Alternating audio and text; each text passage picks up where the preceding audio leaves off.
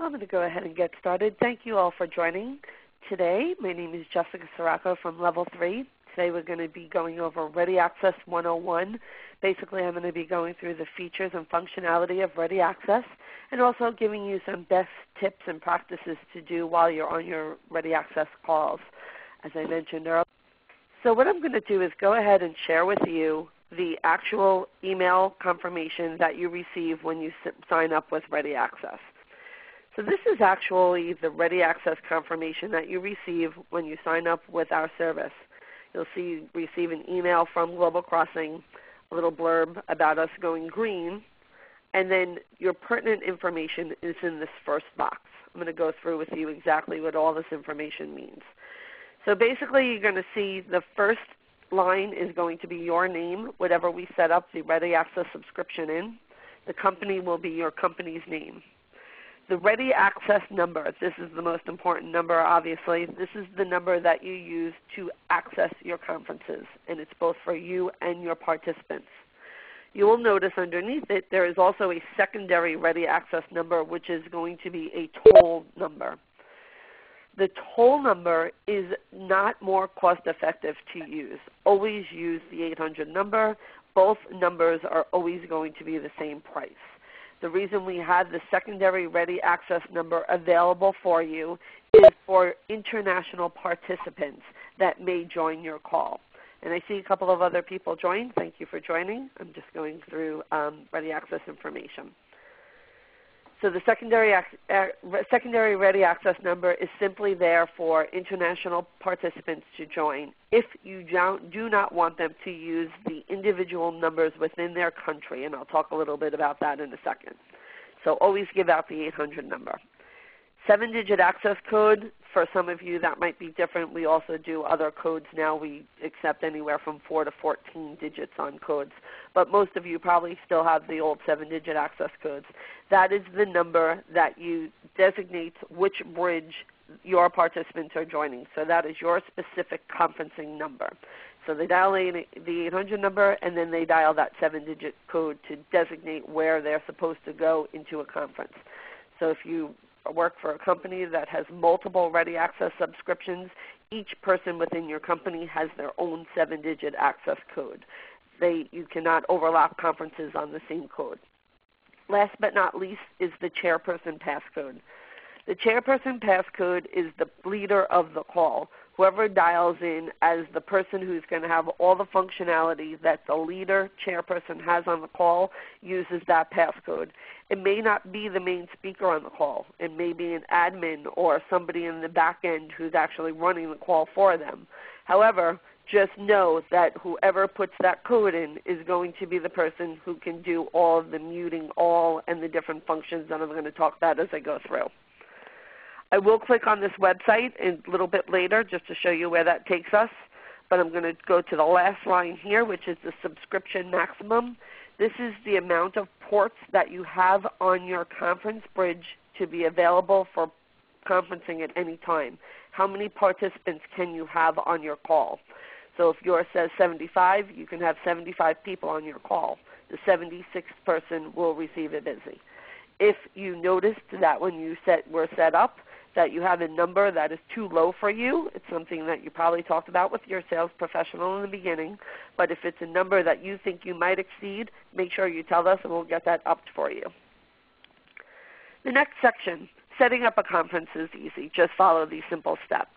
So whenever you want to have a conference call, what do you need to do? Basically, you give to your participants the 800 number and 7-digit access code.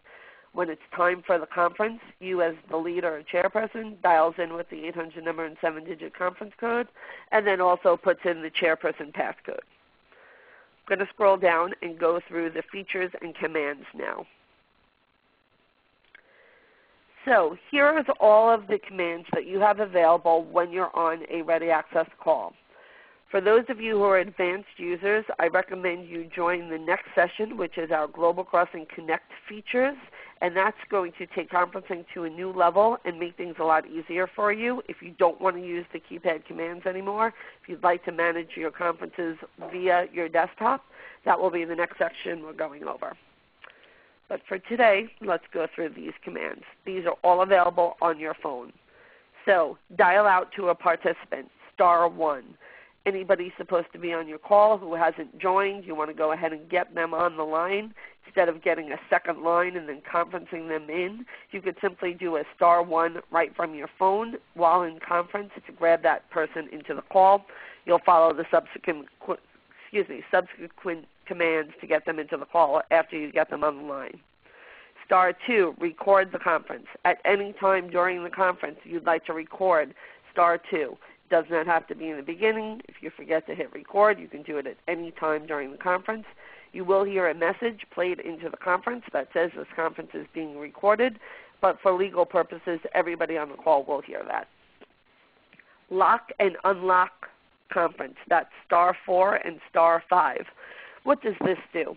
So basically, if you're having a very high-level conversation, there are 5 of us on the call, we want to make sure nobody else can get into our call. I can lock the conference at any time. If somebody tries to dial in as a participant, they will hear a message that says the conference has been locked. Please try your call again later. This would be a good thing to use if you have back-to-back conference calls. So you have something at 2 o'clock, then you have something at 2:30. You want to make sure the 2:30 participant doesn't join early and hear anything that you're talking about. That might be an instance that you use this. Then once you're done with your 2 o'clock call, the 2:30 time rolls around, hit the *5, open it up so the next person can join. Any questions so far on anything I've covered on the commands? Okay. The most important things that I'm going to talk about today are next. So muting and when it's appropriate to mute and how to manage that. Everybody is on conference calls where there is a lot of feedback. Dogs are barking in the background. Somebody puts you on music hold, all of those good things. What's going to be important as the leader is how you manage that. So there's a couple of things that I always recommend. If you know you're having a very large conference call, you're going to want to mute everybody right from the get-go, because the more people you have on the phone, the more of a chance that there's going to be some type of feedback. So I always recommend with a large conference, you're going to mute all and unmute all. And you'll notice I skipped down a few lines. That's pound, and 99. That's what the leader can do. So when he gets on the call, he's going to go pound, mute every line. If there are additional speakers that are on the line who need to talk right away, you're going to just make sure you give them instruction up ahead before the call started on how to individually unmute their line by doing the *7. So you could still have multiple speakers, just make sure you're telling them how to unmute their line with the *7. Another way to do it if you have a large conference call is to ask individuals to always mute their lines by doing *6, and then when they would like to be interactive, unmute their line by doing *7. I do want to bring up a point. This comes up often. What is the difference between pressing the mute button on your phone as compared to doing *6 as a participant? There's one main difference. If you as a participant put the line on hold and you have music hold on your phone, that music will play into the conference. If you use *6 to mute your phone instead, the music will not be played into the conference. It's muted at the bridge, so any interference, any noise coming out of that line at all gets blocked. So that's a really important differentiator. There is also, as you will notice, underneath the mute all and unmute all, listen only mode. This acts just like mute all, except individual participants cannot unmute their lines. So if you have multiple speakers or you want people to be able to ask questions at some point, you cannot do the *7. So make sure that you're only using that if you're making an announcement, you don't want any interference, and then you're going to hang up the phone. Okay, moving right along. I'm going to go back to here, *8. I skipped over. The way our platform is set up for most people, unless we changed it at the beginning when we set you up, is that when you as the chairperson hangs up the phone, the conference ends. This was done because many people were getting extra charges on their accounts when they had participants on their call who were in conference rooms on spider phones. Everybody just gets up, walks away, and nobody hangs that phone up. So this is the way to help secure that your charges are going to be for the specific time that you had your conference. So you as the leader hang up the phone, everybody disconnects. However, there's going to be times that you do not want that to happen. So I'm going to give you a few examples.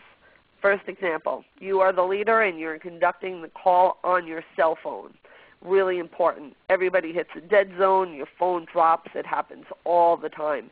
Make sure you're doing the *8 at the beginning of your call. You will hear in your ear. It's only going to be in the leader's ear. The conference will continue after you disconnect. If you did it wrong, you didn't mean to do that, just hit *8 again. You can toggle back and forth. Then you would hear the conference will disconnect after you hang up or something to that effect. So really important when you're on a cell phone, make sure you're using that. Another time this is important. If you are the leader and you are, say, having a sales call with your team, you have to run. You want your team to continue discussing. Your guys are on a roll talking about something really important. Let them continue talking. *8, you can hang up your phone and you can walk away. We get a lot of complaints, especially from new users, where they say, my call dropped, something happened. Most of the time, 99.999% of the time, we're up. So there's really not going to be a lot of issues on Ready Access platform. So if your call drops, most of the time it's because your phone dropped or something to that effect. And please make sure that you're using these commands to help alleviate that. The next two I'm not going to get into. Most of you don't have these activated. The *#, actually, that is available for everybody. *#, if you want a quick count of how many lines are actually on your conference. So especially if you're having a large conference, you want to get a quick count of how many people are on, *#. The most important thing on here I'm going to show you is 00. Also *0 works. At any time during your conference you have a question, you need help, you don't know, somebody dropped, one of those instances that I just talked about, get an operator on the line. The thing with Ready Access is that after the call's over, it's very hard for us to track what happened. Certainly we can open trouble tickets for you and try and track that down and see what happened. But if there's an issue, get that operator on the line. Let's see if they can fix it for you right then and there. That's really important. Also, on this confirmation I just want to show you is our customer care number.